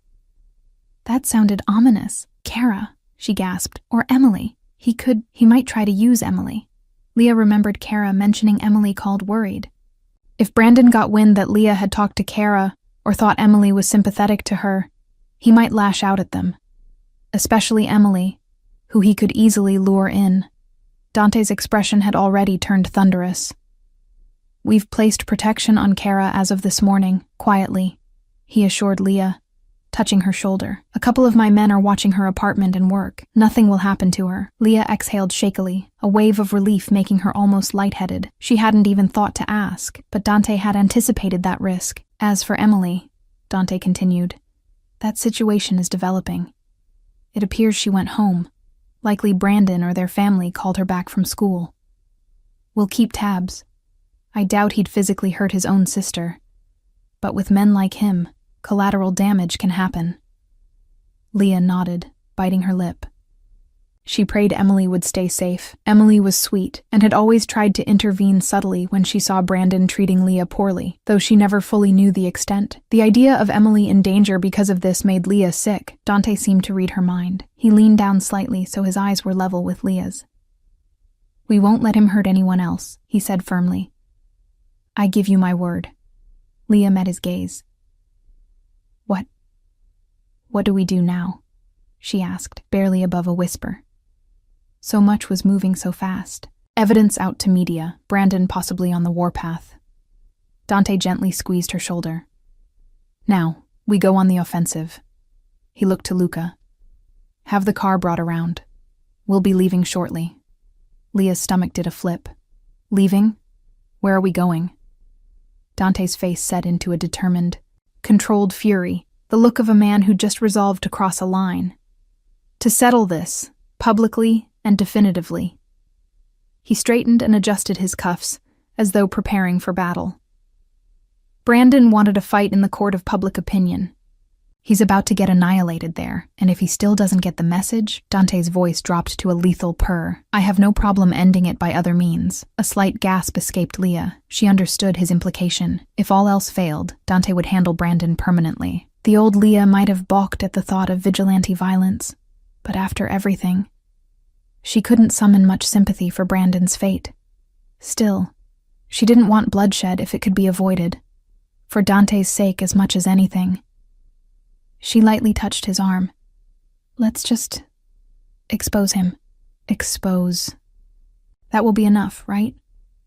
Dante searched her face, and something softened just a touch in his expression. "If possible, yes. I prefer that route too, for you." He gently brushed a strand of hair away from her bruised cheek. "You deserve justice, not just vengeance." Leah felt her eyes sting again. How was it that he always seemed to say exactly what she needed to hear? She mustered a smile. "With you in my corner, maybe I can have both." A slow, proud grin spread across Dante's face at that. He nodded. "That's my girl." The casual endearment warmed her. Coming from him, it felt empowering rather than belittling. Luca tactfully busied himself packing up the tablet, and giving orders into a discreet earpiece, pretending not to notice the charged moment between his boss and Leah. Within the hour, everything was in motion. News outlets were beginning to question the video's authenticity on air, thanks to the evidence Dante's team provided. A couple of online papers had even published short pieces highlighting the suspicious editing and calling for an official investigation into potential fraud. Public sentiment was seething with doubt toward Brandon's story. Dante and Leah rode down the private service elevator to the parking garage to avoid prying eyes. Luca led the way. Leah clutched the new phone and a tablet loaded with live news feeds. Her heart galloped with a mix of anxiety and adrenaline. Inside the elevator, Dante reached over and took her hand firmly in his. "Nervous?" he asked, rubbing his thumb gently across her knuckles. She swallowed. "A little. I'm not exactly used to confrontations. Brandon, he always controlled the narrative. Now suddenly it's slipping from him, and I know him. He'll lash out unpredictably." Dante brought her hand up and, in a surprisingly tender gesture, pressed a kiss to the back of it. Leah's breath caught at the warmth of his lips and the chivalrous intimacy of it. "Whatever he tries, I'll be right there," he murmured. "He won't touch you. Trust me."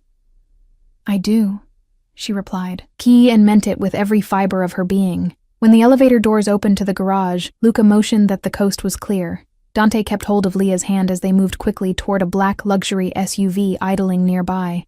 Another man, one of Dante's presumably, stood by the passenger door, scanning their surroundings. Leah's heart jolted at a memory. The last time they'd been in this garage, Brandon had ambushed them. She tightened her grip on Dante instinctively, eyes darting to every shadow. "It's all right," Dante assured quietly, noting her vigilance. "I've doubled security. He won't surprise us again."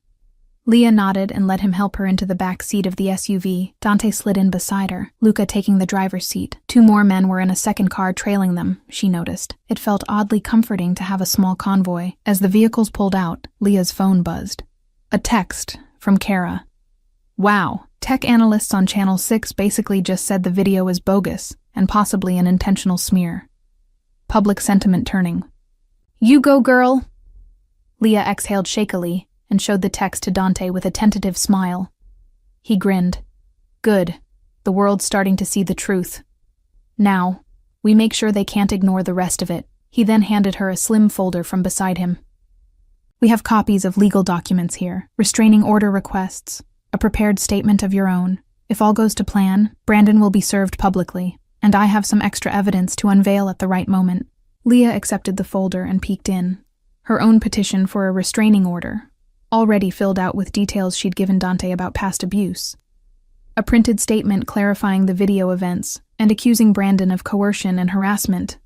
And, she gasped softly, a small stack of printed photos. They were of bruises on her body, dated from various times. Some she had discreetly taken pictures of on her phone and sent to Kara, or kept as proof, but never dared use. Dante's team must have pulled them from her cloud backup or phone records. There were also screenshots of threatening text messages Brandon had sent her over the months, ones she had shown Kara and saved, hoping one day to use as evidence. Tears pricked her eyes as she realized just how thoroughly Dante had armed them for this showdown. "I can't believe you gathered all this. I didn't know anyone still had these." "Kara helped with some," Dante said, "and we recovered a lot from your devices once we had access. I'm sorry you had to relive those to give us the information, but it's powerful evidence." Leah nodded, jaw set. It hurt to look at those pictures and texts, yes, but it fueled a fire in her. This is the truth. My truth. If the world was going to see anything about her, she wanted it to be this truth, not Brandon's lies. A phone call came through Dante's line. He answered via speaker. An unfamiliar male voice said, "I'm boss." He took the bait. His car just left the estate at high speed, headed toward city center. Dante's eyes gleamed. "Tracking active?" "Yes, sir. He's got 2 of his goons with him. Looks like they're heading for the police HQ or perhaps the press conference site." "Let me know when they arrive," Dante said, then glanced at Leah as he hung up. "Brandon's on the move, likely thinking he can swagger in somewhere and double down on his lies. He's probably expecting to gloat with police or media." Leah swallowed. "Or he's coming to find me. He doesn't know where you are," Dante said confidently. "We've been careful. No, he'll likely go to the police station to demand they issue an arrest or something dramatic. Fortunately, that's exactly where we want to go too." Leah's eyes widened. "We're going to the police?" Dante smiled cunningly. Not inside the station, but out front. I arranged for a little gathering. Some media, a few cooperative officers. By the time Brandon gets there, he'll be walking into a trap of truth. Leah tried to steady her breathing. This was going to be intense. I can do this. I'm not alone. She felt Dante's hand settle over hers again, and realized she'd been wringing them in her lap. You okay? He asked softly. She met his gaze. Ask me again when it's over. He chuckled. Fair enough. Just remember everything we have. Facts, evidence, witnesses. We're not hoping for the best. We're making it happen. Leah mustered a determined nod. She repeated Dante's words in her mind like a mantra. We will show the truth. We will end this. The SUV came to a gentle stop. We're here, Luca announced. Through the tinted window, Leah saw they were on the street just around the corner from the Central Police Precinct. It was a busy midday scene. Press vans, photographers, and a small crowd of onlookers milled about in front of the grand stone steps of the building. Her heart leapt into her throat. Dante moved swiftly. Time to shine, he said, his voice both calming and energizing. They exited the car, and immediately 2 of Dante's men flanked Leah unobtrusively, guiding her and Dante toward the station steps. It happened in a blur. One moment, Leah was an anonymous figure among many. The next, and a reporter's sharp-eyed gaze landed on her and Dante, and a shout went up. There she is! Leah Williams! Heads turned. Cameras pivoted. A rush of people moved toward them. For a split second, Leah felt the instinct to bolt, or at least hide behind Dante. But he gently squeezed her hand and whispered, Hold your head high. We have nothing to hide. She lifted her chin. Flashes went off. Reporters barraged her with questions. Ms. Williams, do you have a comment on the video? Is it true you attacked Councilman Salucci's son? Are you going to jail? When did you meet Dante Moretti? Dante's presence and a few uniformed officers, clearly placed by Dante's influence, kept the press from getting too close or unruly. He gave a slight nod to an older police sergeant who seemed to be waiting for them on the steps. The officer stepped forward authoritatively and bellowed, Order! The lady has a statement! A hush fell, or at least as much of one as could in a crowd of that size. Leah's pulse pounded in her ears. This was it. She was really doing this. She felt Dante release her hand, and instead place it supportively at the small of her back, just barely touching, enough to remind her he was there, but letting her stand at the forefront. Leah took a deep breath, clutching the folder of documents to her chest, and addressed the sea of expectant faces. The video that was released of me is a lie, she began, voice miraculously steady. It was heavily edited to accuse me of a crime I did not commit. She paused, finding strength as she saw a few nods. They'd heard about the mirror evidence by now. She continued louder. What the video doesn't show is that I was drugged that night by my ex-fiancé Brandon Scott, and I was assaulted by the man in that video. I was defending myself. Her voice gained power as the injustice of it all fueled her. For months, I have been a victim of Brandon Scott's abuse and blackmail. He has hurt me physically.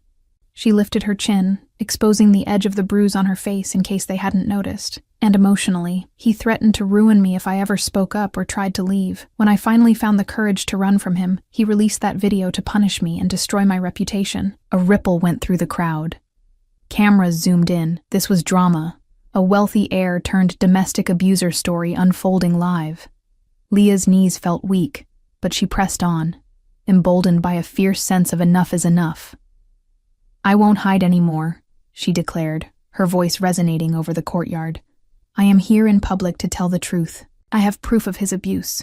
She held up copies of photos and texts with a shaking hand, and an officer helped pin them to a display board that had been set up, another thoughtful preparation by Dante. Gasps and murmurs as lenses captured images of her bruises, of Brandon's threatening text like, "You'll be sorry if you leave me, I promise." Leah spotted a familiar face in the throng.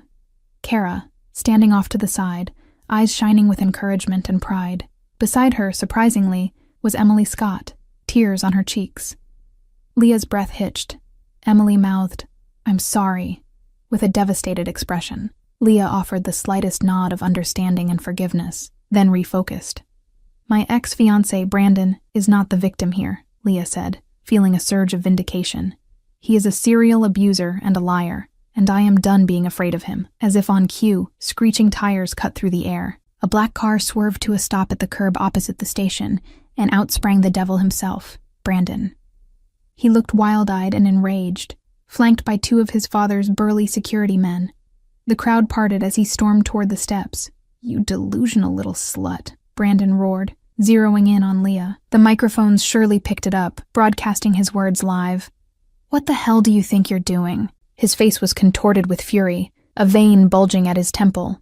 In that moment, he no longer looked like the charming socialite he pretended to be. He looked exactly like the violent, petulant abuser he was. And dozens of cameras were catching every nuance. Leah realized with a mix of catharsis and fear that Brandon was publicly self-destructing. "Everything I said," Leah addressed the crowd but kept her eyes on Brandon, "is true, and you know it." "Lies!" Brandon shouted. He started up the steps, but Dante stepped forward smoothly, finally revealing himself fully to the public view. A collective murmur arose, recognition perhaps of who Dante was, or at least speculation. Some surely knew him by reputation as well. Dante didn't lay a hand on Brandon, but his mere presence halted the man's advance. Brandon glared hatefully. "This has nothing to do with you, whoever the hell you think you are. Stay out of it." Dante's voice was deadly calm and pitched to carry. "I'm someone who doesn't take kindly to men who terrorize women. Leah is under my protection. You want to get to her? You'll have to go through me." A hush. Brandon sneered, but Leah caught the glint of unease in his eyes. "Protection? Huh. You have no idea what you're involving yourself in. My father—" "Your father," Dante cut in with soft menace, "is not here to save you. And even if he were, he couldn't, not from this." Dante made a subtle gesture with his hand. In an instant, one of Dante's men, disguised among the press, moved forward and handed something to the waiting police sergeant.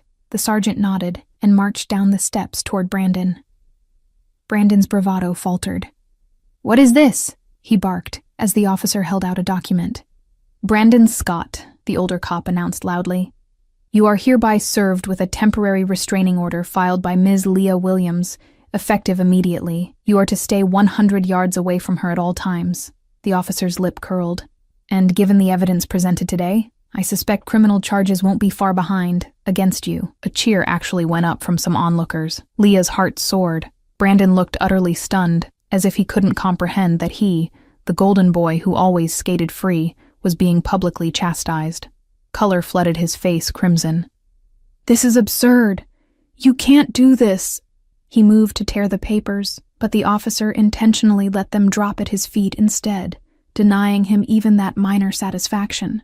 Brandon whirled to face Leah again, and now his mask was fully off. "You think this is over?" he snarled, voice cracking with malice.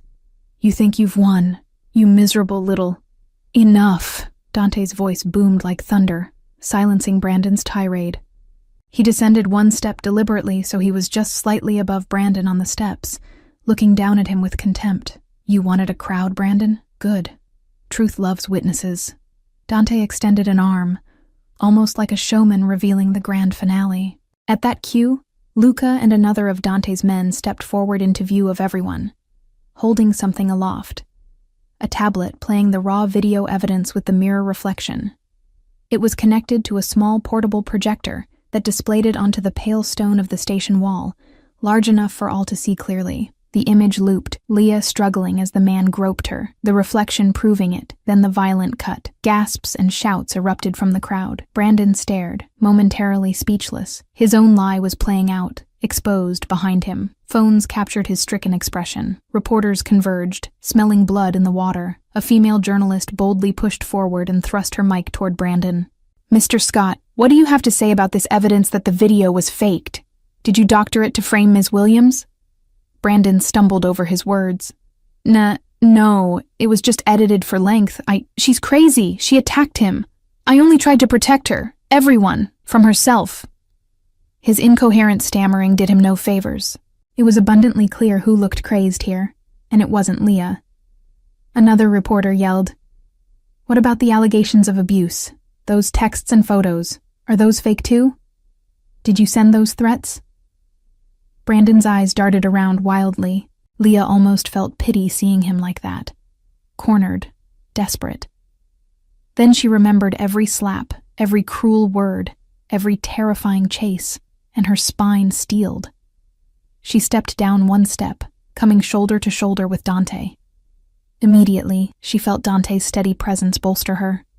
"Brandon," she said, and the quiet of her voice somehow carried, slicing through the commotion. He looked at her, his face a cocktail of rage and, incredibly, panic. "It's over. You can't hurt me anymore." "You bitch," he hissed, low and shaking. "You think you'll be safe with him?" He jabbed a finger toward Dante. "He's a criminal. You're jumping from the frying pan to the fire, Leah." He was losing his grip, saying whatever to scare her. "He'll chew you up and spit you out. People like me, like him, we're users. You're just a toy." Dante's eyes blazed, but Leah gently touched his arm, signaling she could handle this final piece.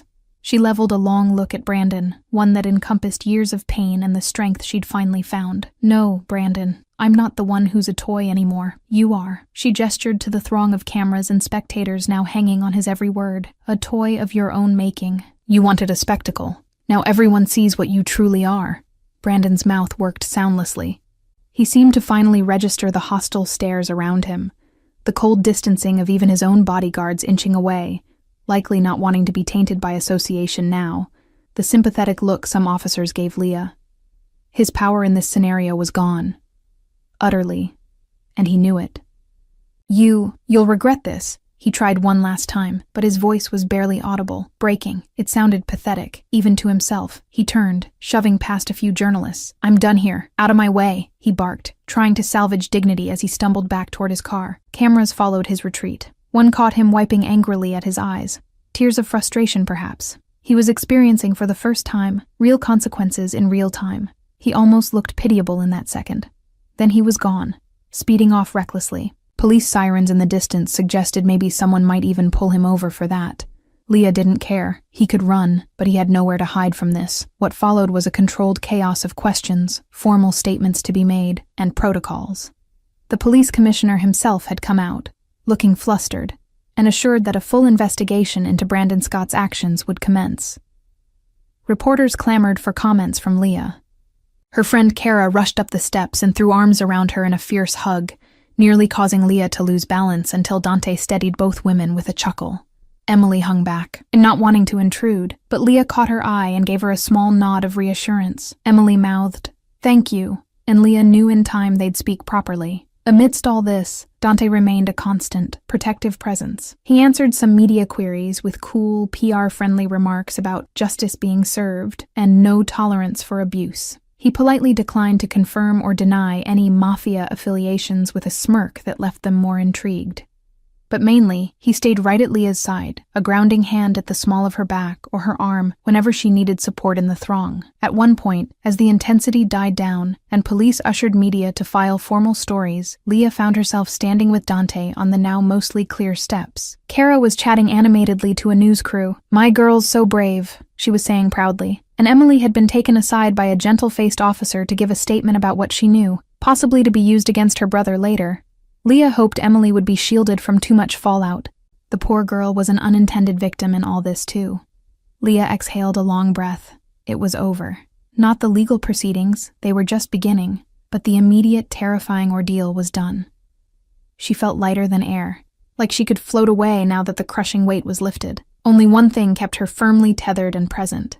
Dante's warm hand now clasping hers. She turned to him, eyes shining. "You," she breathed, struggling to find adequate words. "You saved me. In every way a person can be saved." Dante smiled. A genuine, soft smile that she hadn't seen before. It lit up the silver in his eyes and made that tiny dimple appear. "You saved yourself, Leah," he replied gently. "I just gave you a little boost." She let out a watery laugh, tears finally spilling. This time, tears of relief and joy. "A boost? Dante, you went to war for me." His free hand came up to cup her cheek, brushing away a tear with his thumb. "You were worth every battle." His voice was rough with emotion and sincerity. You made me remember what it's like to care, to truly care beyond myself." He hesitated, then added quietly, "I haven't felt that in a long time. Maybe ever." Leah's heart skipped. In his eyes, she saw vulnerability, a hint of fear that she might dismiss it or be frightened off by his confession, as if she could be. This man, who some would label dangerous, who was certainly powerful, had been nothing but safe and tender with her. He'd put her well-being above his own, time and again in these last tumultuous days, and she realized with a sudden clarity that rivaled the noon sunlight, she was hopelessly, irretrievably in love with him. Perhaps had been since the moment he opened that closet door and promised, "He will never hurt you again." She covered his hand on her cheek with her own, and turned her face to press a kiss into his palm, a sweet, grateful gesture that nevertheless sent a slight murmur through the few onlookers still watching. She didn't care. Let them see. This was truth, too. "Dante," she whispered, gazing up at him with all the love and gratitude swelling in her chest. "You have a gentler soul than you know. You didn't just protect me, you healed me." She blinked, new tears falling. I love you. I hope you realize that." A quiet gasp left him, as if the breath had been stolen from his lungs. For an awful heartbeat, Leah wondered if she'd misstepped. But then a radiant, almost boyish grin broke across Dante's face. It was like watching the sun emerge from behind storm clouds. He let out a small laugh of amazement. "You love me," he repeated, as though tasting the words to make sure they were real. Leah nodded, blushing but steady. "Yes, I do. Dante's eyes glistened now too, and he pulled her gently into his embrace. One strong arm encircled her waist, the other hand cradling the back of her head.